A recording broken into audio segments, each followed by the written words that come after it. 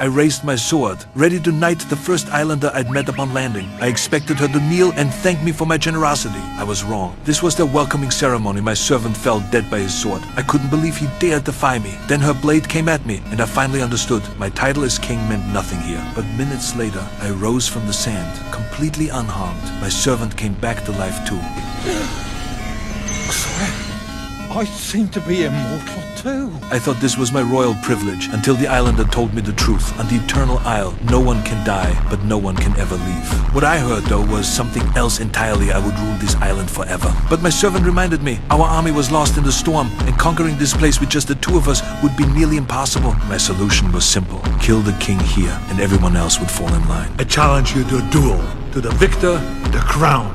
The island's king was delighted to see me finally, something new to break up the monotony. Clearly, plenty of others had shown up with the same idea. They'd all failed.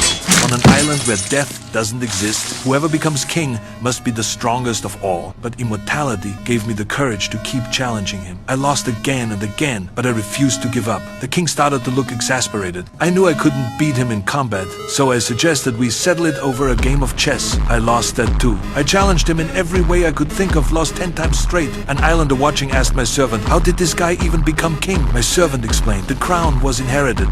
His father was king. His father's father before him. His father's father's father. Yeah, got it.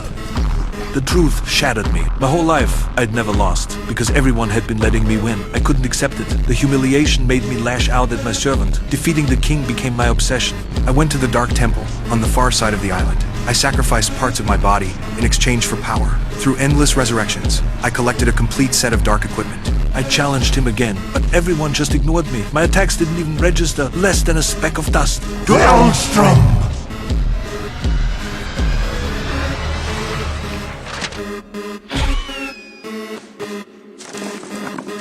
The king effortlessly stripped away all my gear and threw the crown on the ground. You don't deserve to be king. You're just a child who never grew up. I felt lost. This wasn't the victory I wanted. My servant reached out his hand to me. Let's start over. That's what the Eternal Isle is for second chances. But all I wanted was that crown. I didn't see the disappointment in my servant's eyes. Didn't notice the chest the king had opened, filled to the brim with crowns. I grabbed the crown and ran to the water's edge, wanting to admire how I looked wearing it. But I realized this wasn't what I truly wanted. Only then did I understand. I had lost something far more important. A crown given out of pity. A king no one respected. I had been fooling myself. I took the crown to the first islander I'd met, the woman, and asked for her help. She turned me down. I learned to change. I asked to become her blacksmith apprentice. The training would take a long time, but time was the one thing I had plenty of now. I crafted something with my own hands from the crown and gave it to my servant. Forged from the crown of a king.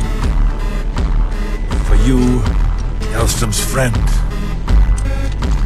I mean, my friend.